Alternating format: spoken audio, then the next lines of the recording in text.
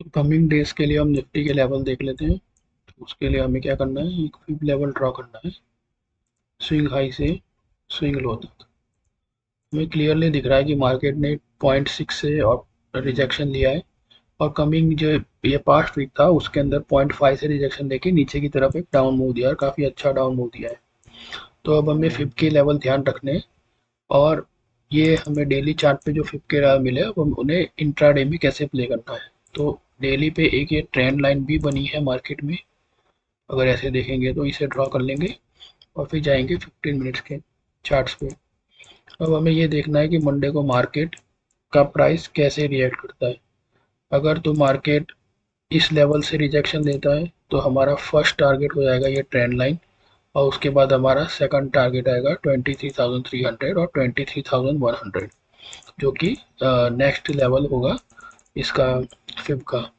लेकिन अगर मार्केट इतनी बड़ी रेड कैंडल के बाद, क्योंकि यहाँ पे एक ग्रीन कैंडल बनाई है लास्ट में, तो हो सकता है एक रिट्रेसमेंट दे। तो अगर रिट्रेसमेंट कहाँ तक मिल सकता है हमें, तो रिट्रेसमेंट का हमारा फर्स्ट लेवल रहेगा 23,741, सेकंड लेवल रहेगा 23,834, और उसके बाद जो टारगेट रहेगा वो है जहां मार्केट ने ये 1, 2 और 3 बार सपोर्ट लेने की कोशिश करी है। ये यहाँ पे अगर मार्केट आएगा जो कि 23,873, अगर मार्केट यहाँ पे आएगा तो यहाँ से एक शॉर्ट एक अच्छा हमें सेल का अगर नेगेटिव प्राइस एक्शन मिलता है, अगर एक लोअर हाई बनाता है मार्केट इस तरह से, तो बिल्कुल एक, या कोई नेगेटिव प्राइस एक्शन कोई कैंडल बनाता है तो एक बिल्कुल यहाँ पे एक हमें मिलना चाहिए। लेकिन अगर मार्केट इसी प्राइस लेवल को अगर सस्टेन कर जाता है, इसी को ही तोड़ देता है, तो हमारा अगला अप साइड का जो रहेगा वो यही लेवल रहेगा 24,000, और जो फिब का जो 0.5 का लेवल है ये 24,090, अप्रोक्सीमेटली 24,100 मान सकते हैं। लेकिन इतनी बड़ी गिरावट के बाद मार्केट वापिस से इन सब लेवल्स को तोड़ के ऊपर जाए थोड़ा मुश्किल लग रहा है, अनलेस कोई बहुत ज़्यादा मार्केट में पॉजिटिव न्यूज़ ना आ जाए। अब मंडे का प्राइस एक्शन डिसाइड करेगा कि हमें एक यहाँ से फॉलो थ्रू मिलेगा, या मार्केट थोड़ा यहाँ पे टाइम स्पेंड करेगा, ऊपर नीचे थोड़ा रिट्रेसमेंट देगा, उसके बाद वहां से गिरेगा, वो मंडे को डिसाइड होगा। क्योंकि क्या हो सकता है कि दो दो तीन पॉसिबिलिटी है। या तो मार्केट हम ये समझे कि यहाँ पे एक अपना स्विंग लो बनाया इसने, तो हम ये समझे कि मार्केट ने जो बनाया है तो यहाँ से एक कैंडल वापस से इसके क्लोजिंग से ही एक स्विंग कंफर्म करे और ऊपर की तरफ निकल जाए हमें एक रिट्रेसमेंट या पुल बैक देने के लिए, और फिर वहां से गिरे। या फिर ऐसा हो सकता है कि मार्केट पहले नीचे आए और इस ट्रेंड लाइन का ब्रेकआउट फेलियर करे, ऊपर जाए और फिर वहां से देखे। तो अगर ट्रेंड लाइन फर्स्ट ही टाइम में ब्रेकआउट हो जाती है तो बिना रीटेस्ट के मैं तो उसको ट्रेड नहीं करूंगा बिल्कुल भी। अगर इसका ट्रेंड लाइन का ब्रेकआउट होता है ये नीचे खुल के, तो हमें एक रीटेस्ट जरूर चाहिए होगा, उसके बाद हम एक वहां से नीचे का बनाएंगे। अगर मार्केट ओपन होती है और खुलती जाती गिरती जाती है, तो मैं वेट करूंगा कि मार्केट इस लेवल तक आए, अगले फिब लेवल तक, और उसके बाद अपर जाए और फिर वापस से एक नीचे डाउन मूव का ट्रेड दे।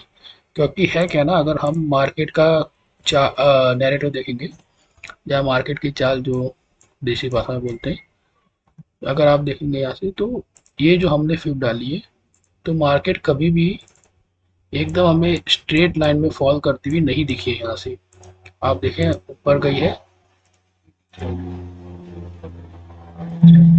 ऊपर गई है, नीचे आई है, इस तरह से कंसोलिडेट किया है, फिर ऊपर गई है, फिर नीचे, ऊपर गई है, फिर नीचे आई है। तो हो सकता है अगर डायरेक्ट नीचे आती है तो वापस से यहाँ पे ऐसे ऐसे कंसोलिडेट करके उस लेवल को रिट्रेस देके फिर वापस गिरे। या फिर अगर ऐसा नहीं करती है मार्केट, अगर सीधा नीचे नहीं आती है, तो हो सकता है पहले रिट्रेसमेंट पहले दे और उसके बाद गिरे। वो रिट्रेसमेंट कितना डीप होगा उसके लिए तो हमें देखना पड़ेगा कि मंडे को कैसे करता है मार्केट। तो हम उसके लिए अपने लेवल्स मार्क कर लेंगे। तो अगर हम रिट्रेसमेंट के लिए देखेंगे तो हमारे लेवल्स ये जो हमने पहले ऑलरेडी मार्क करे थे वो, और नीचे की साइड में हमारे क्या लेवल रहेंगे। नीचे की साइड में हमारे अगर हम देखें तो फर्स्ट लेवल तो हमारा यही रहेगा जहाँ से मार्केट ने पहले रिजेक्शन दिया था, जिसको तोड़ के चलो वहाँ तक तो आ ही गया वैसे ही मार्केट। ये रहेगा ओपनिंग इसका 23,450, सेकंड रहेगा यहाँ पे, और उसके बाद अगर कोई लेवल है तो फिर वो बहुत नीचे है। उसके बाद सीधा अगर ये आप देखेंगे गैप बना था काफ़ी बड़ा सा, तो वो गैप की क्लोजिंग है 23,100, 23,050, 150। तो ये और अल्टीमेट हमारा लेवल रहेगा 23,000, 23,000। तो मंडे का प्राइस एक्शन डिसाइड करेगा कि मार्केट इन लेवल्स को किस तरह से यूज़ करेगा।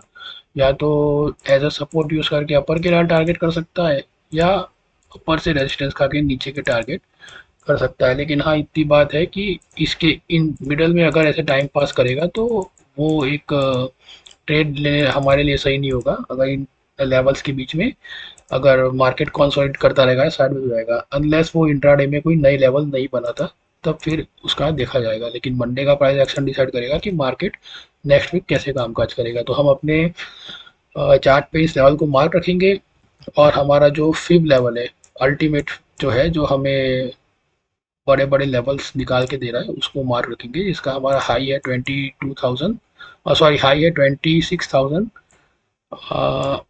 ओके। और इसका लो है 2200, 22,000, 150 के अराउंड, 160 के अराउंड, जो भी ये लो है, राइट। तो हमें ये लेवल्स तो मार्क रखने हैं, और उन लेवल्स के बीच में हम इंट्राडे में ऐसे प्ले कर सकते हैं। तो कमिंग वीक के लिए हमारी ये मेरी तो यही स्ट्रेटेजी रहेगी। जो भी मुझे लेवल्स मिलेंगे और जो भी प्राइस एक्शन बनेगा, उस हिसाब से मैं निफ्टी का ट्रेड लेता रहूँगा।